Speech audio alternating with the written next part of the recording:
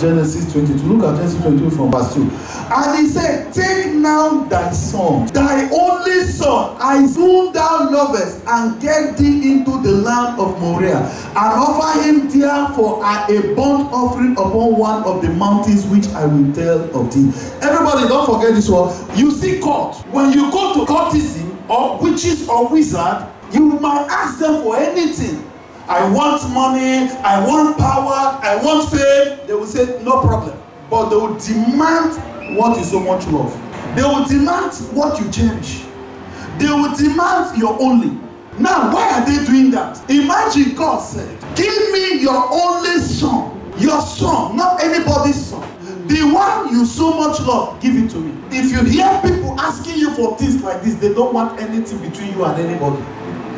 God does not want anything to stand between you and him. It's a relationship.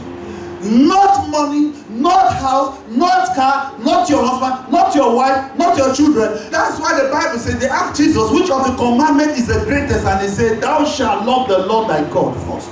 With the whole of your heart, your soul, your mind, everything you possess, then love your neighbor as yourself. Now hear me, people of God. Today, we love everything except God.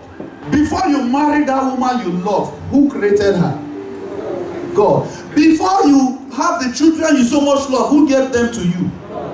Why do you love them more than the God that gave them to you? The money you have, everything was given to you by God. The strength you like. But today, God, when he said, give me, you hide it. There are some sacrifices, they will not tell you to carry somebody, so they'll say your own.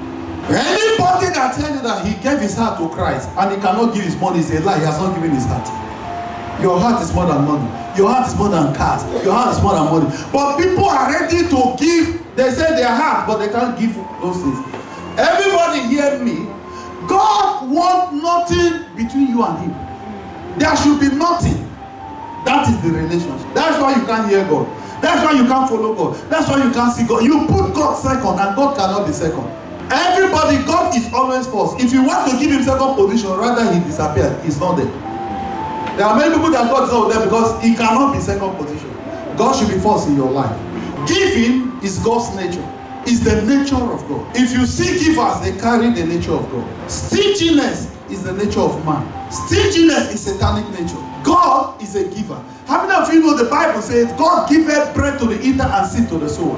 How many of you know the Bible says God caused his sun to shine on the righteous and on the unrighteous? He caused his rain to fall on both good and evil people. He is just a generous giver. Everything you see we enjoy in this world, you cannot be a child of God and you are not a giver. You must carry the nature of your father. And the nature of God is a giving nature.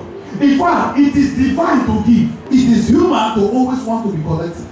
If you must walk like God, you must be a giver. It is the nature of God to give. God is a giver. Giving is all about you have plenty. It's about nature. If you have this nature of God, it's not that you are a millionaire. It's not about do you have God's nature. If you don't have God's nature, you cannot give. Whether your money is pouring like water. Somebody, you see our politicians, they are not givers.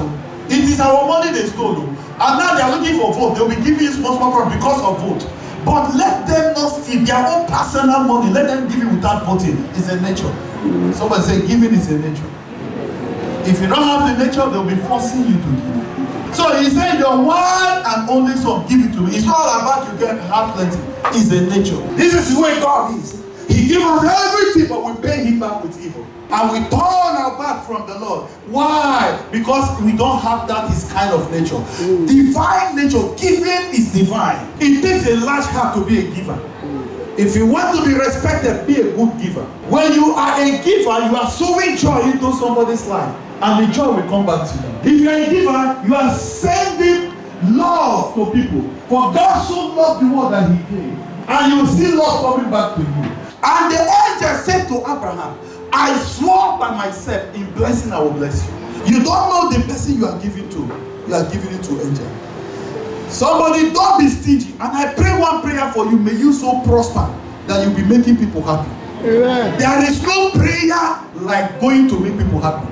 There is no prayer like making God happy. Somebody, I have seen blessings from the Lord. When I do good, I see blessings. I see my doors open. People who are givers, they don't lack. Somebody giving sometimes is strong prayer. Especially the one you do from your heart. In the times of famine, he said to his prophet, go to a widow. That shows widow too should give. In the wilderness, he went to a small boy. Small boy should give. So they are not getting me. In the case of Abraham, he said, you're one and only. Somebody, I find out that nobody has an excuse not to give. May you be a giver. Somebody receive that nature. Amen. Receive grace. Put your other hands together to